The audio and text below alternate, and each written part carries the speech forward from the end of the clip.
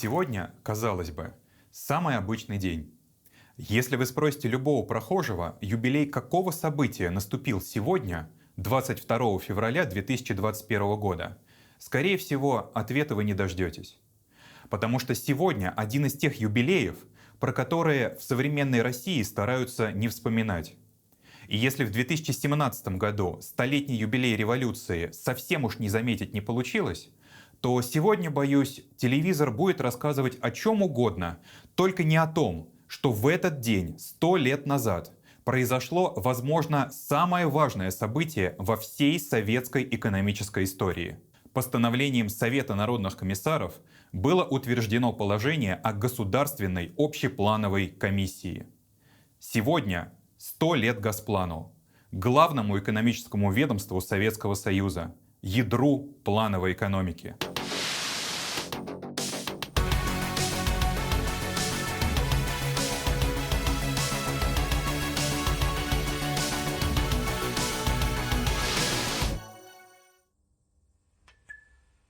Рассказать всю историю Госплана в коротком ролике невозможно. Поэтому я хотел бы сегодня сосредоточиться на обстоятельствах его возникновения. Декабрь 1919 года. Разгар военного коммунизма, полыхает гражданская война. Донбасс с его углем еще не отвоеван, а железнодорожный транспорт для перевозки угля в Центральную Россию разрушен. В этих условиях Ленин обращается к своему давнишнему товарищу, Глебу Максимилиановичу Кржижановскому, с просьбой написать статью о торфе как местном сырье для электростанций. На знаменитой фотографии основателей Союза борьбы за освобождение рабочего класса, из которого потом вырастут и большевики, и меньшевики, справа от Ленина сидит Мартов, будущий лидер меньшевиков, а слева как раз Кржижановский. Кржижановский вместе с Лениным вел революционную деятельность, вместе с ним был арестован и сослан в ссылку. Ссылку они отбывали в соседних деревнях, и когда Ленин, еще будучи в Сибири, начал борьбу с экономизмом, протестом российских социал-демократов, в числе подписантов этого протеста был и Глеб Максимилианович. Именно Кржижановскому с женой Ленин поручил организовать в Самаре Центральное бюро русской искры. После поражения революции 1905 года другой видный большевик, Леонид Борисович Красин, устроил Кржижановского на работу в Общество электрического освещения 1886 года. В последующие годы Кржижановский делает карьеру в энергетике, становясь руководителем строительства первой российской районной электростанции. И Красин, и Кржижановский давали работу многим революционерам, от чего собрания топ-менеджмента стройки мало чем отличались от партсобраний. К революции Кржижановский был уважаем как среди спецов старой технической интеллигенции, так и среди революционеров. Такой человек и был нужен Ленину. Уже в январе 1920 года Ленин требует от Кржижановского расширить его записку по использованию торфа, усилив общественно-политическое звучание текста, чтобы получился план не технический, а политический или государственный, то есть задание пролетариату. Я думаю, подобный план, повторяю, не технический, а государственный проект плана вы могли бы дать. Его надо дать сейчас, чтобы наглядно, популярно для массы увлечь ясной и яркой, вполне научной, в основе перспективой, за работу, где и в 10-20 лет мы Россию всю, и промышленную, и земледельческую, сделаем электрической. Доработаемся до стольких-то тысяч или миллионов лошадиных сил или киловатт, черт его знает, машинных рабов и прочее. Если бы еще примерную карту России с центрами и округами, или этого еще нельзя? Повторяю, надо увлечь массу рабочих и сознательных крестьян великой программой на 10-20 лет.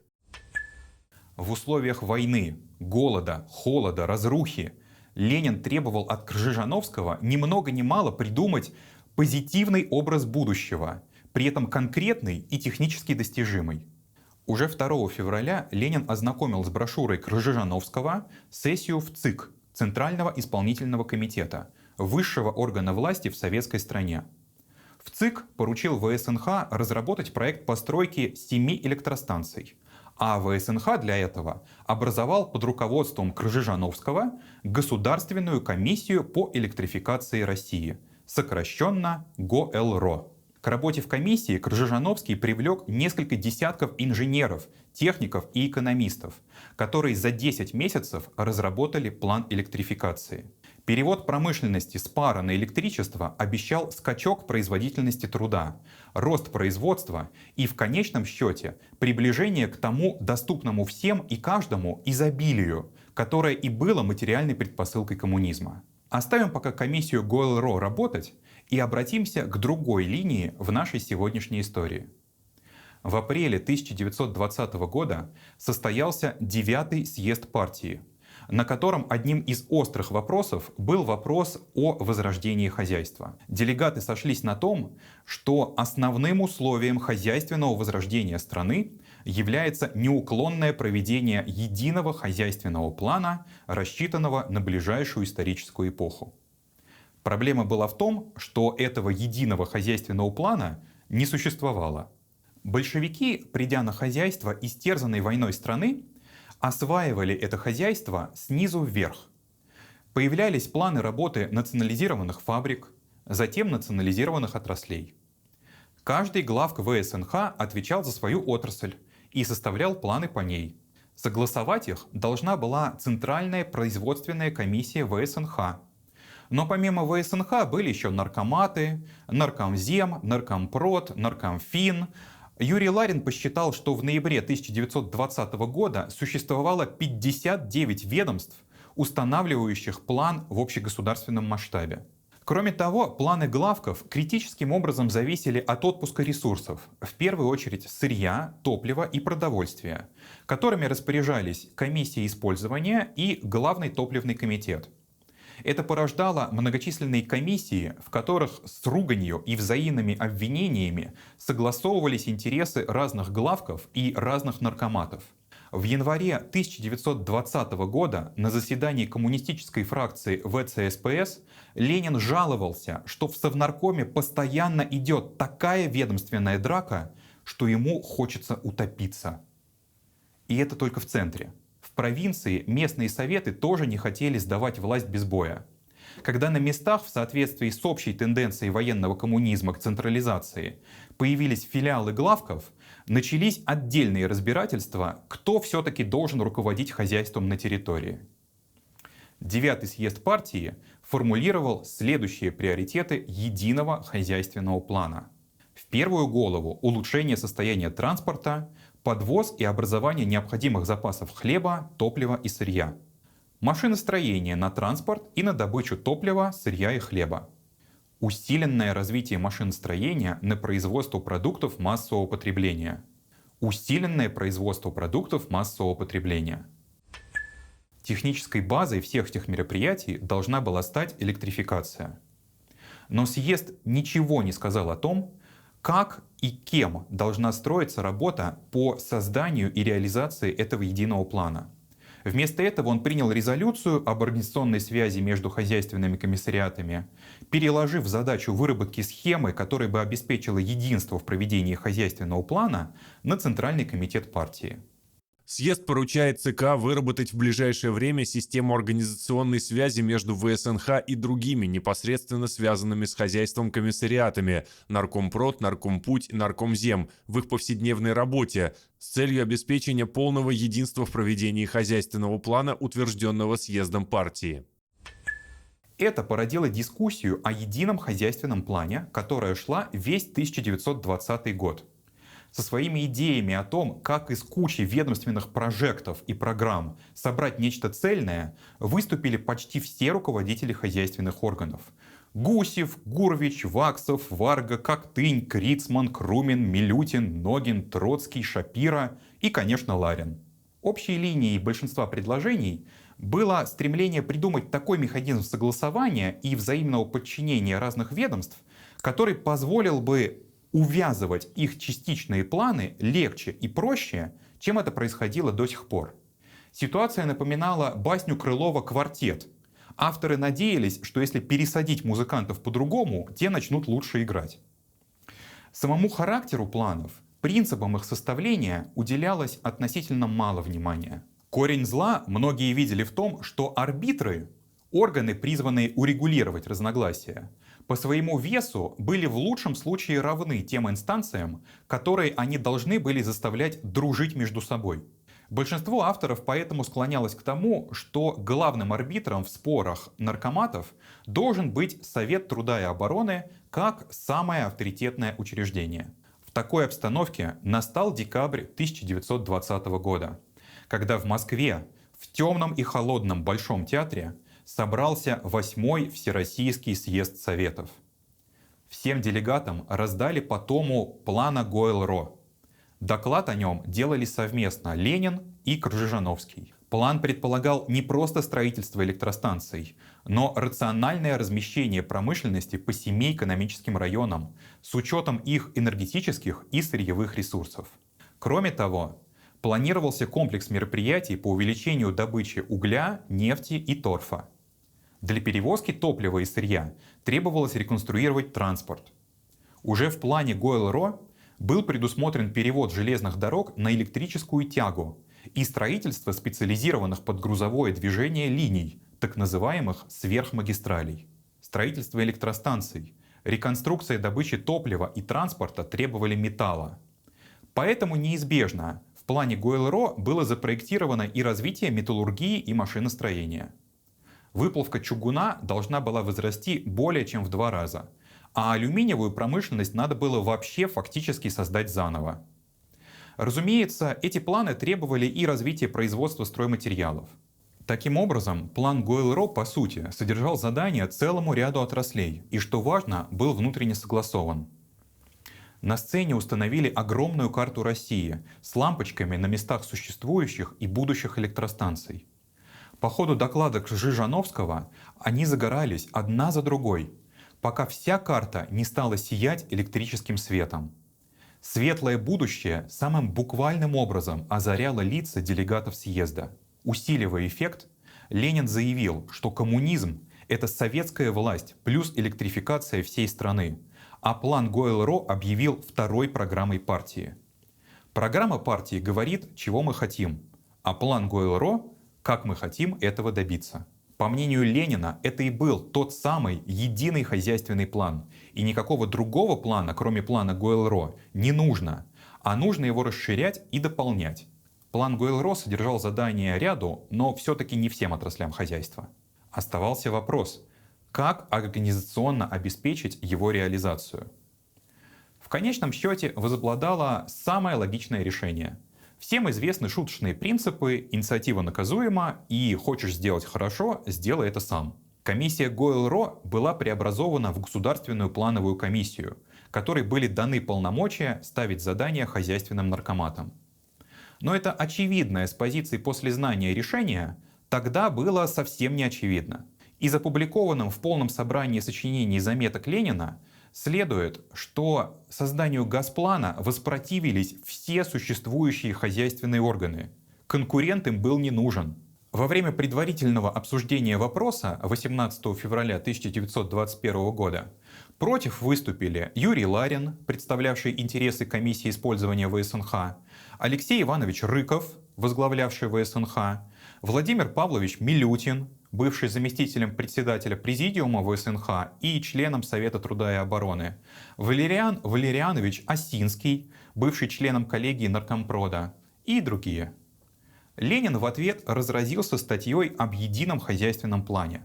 В ней он писал, что рассуждения товарищей являются пустейшим говорением, литературщиной и бюрократизмом.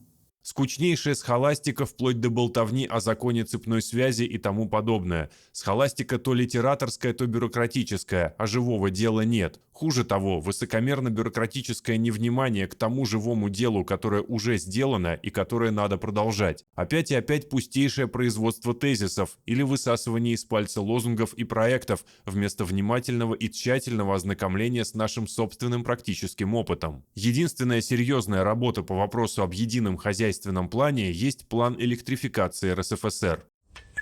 Из статьи Ленина мы узнаем об основных возражениях критиков. К сожалению, оригинальные тексты их выступлений сейчас найти не так-то просто. Сначала восстановим хоть частью старое, прежде чем строим новое. Электрификация похожа на электрофикцию. Почему не газификация? В Гойл.РО буржуазные спецы, мало коммунистов. Гойл.РО должны дать кадры экспертов, а не общеплановой комиссии и тому подобное. Осинский предлагал не реализовывать план Гойл.РО, пока его не проверят экономисты. Рыков предлагал подождать до электротехнического съезда. Ларин хотел над комиссией Гойл.РО поставить экономический президиум, который бы согласовывал или не согласовывал ее предложения. Конспектируя эти возражения, Ленин на полях приписал: «Мужик рубит, лошадь везет, советский служащий крадет, экономист пишет тезисы». Ленин лично переделал первый пункт проекта положения, превратив в нем комиссию Гойл.РО в общеплановую комиссию. По первоначальному варианту она должна была заниматься только электрификацией, по окончательному — всем комплексом вопросов по созданию общегосударственного плана на основе электрификации. В таком виде положение о Госплане, определяющее его права и обязанности, было утверждено Совнаркомом 22 февраля 1921 года. Госплану давались полномочия рассматривать производственные программы и плановые предложения всех ведомств на предмет их соответствия общегосударственному плану. Для этого все ведомства были обязаны давать Госплану все необходимые материалы и пояснения. Отсюда следовал важнейший принцип социалистического планирования — директивный, то есть обязательный к исполнению, характер единого общегосударственного плана.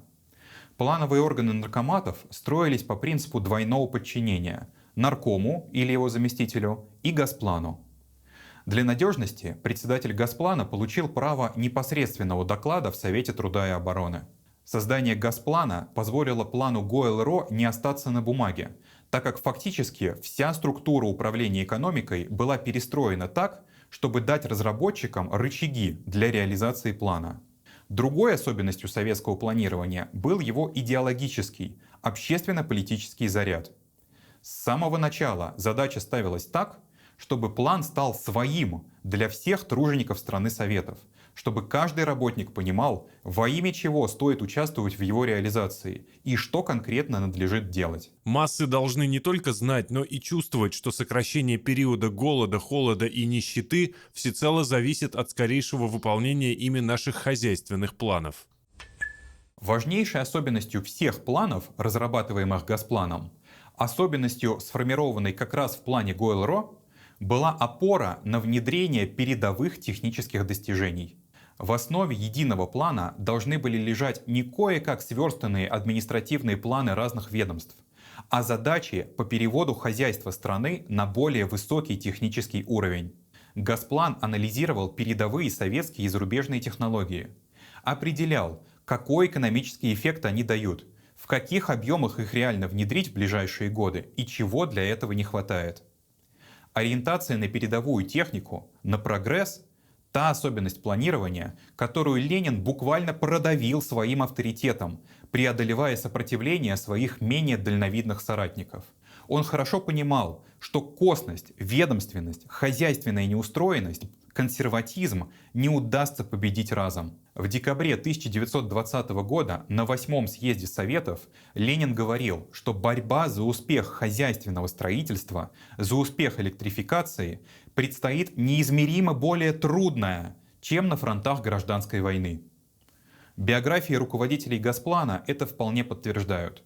Ленин бросает только что созданный Госплан на создание плана продовольственного снабжения страны на 1921-22 хозяйственный год.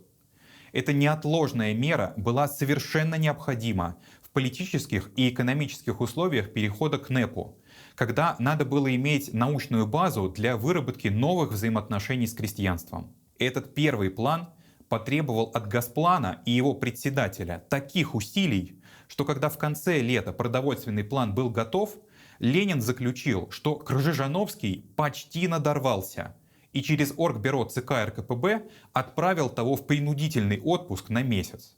Создание планового хозяйства требовало невероятного напряжения сил. Первые годы центр тяжести в планировании и управлении промышленностью оставался в ВСНХ. Феликс Эдмундович Дзержинский стал председателем ВСНХ в январе 1924 года. Поработал в этой должности 2,5 года и умер. Перед смертью Железный Феликс писал Куйбышеву, что у него больше нет сил руководить ВСНХ. Кржижановский в 1930 году перешел из Госплана в Академию наук, что позволило ему дожить до 77 лет. А его преемник Куйбышев поработал председателем Госплана 5 лет и умер, не дожив до 48. После Куйбышева председателем был Межлаук. У партии возникли вопросы к его работе, его расстреляли. После Межлаука председателем Госплана был Вознесенский. Его тоже расстреляли. С приходом Хрущева председателей расстреливать перестали. Но так как Госплан был не в восторге от хрущевских новаций, Хрущев безжалостно снимал их с постов. Между 1949 и 1965 годами в Госплане сменилось 10 руководителей. Сам Госплан дважды делили и снова объединяли. Стабильность наступила только с 1965 года, когда председателем стал Николай Константинович Байбаков. Историк Вячеслав Некрасов считает, что Байбакова назначили именно как политически слабую фигуру. В позднесоветские годы Госплан работал спокойно и размеренно. Особо на рожон не лез, его председатель особо ни с кем не спорил и дожил до 2008 года. Правда, ценой этого спокойствия было неуклонное снижение темпов развития страны. Поэтому, отмечая сегодня юбилей Госплана, давайте вспомним плановиков, которые буквально не щадили жизни и здоровья, создавая фундамент нынешнего экономического развития нашей страны. Кстати, московская квартира Глеба Максимилиановича Кржижановского работает как филиал Музея современной истории России. Юбилейный год — отличный повод сходить на экскурсию.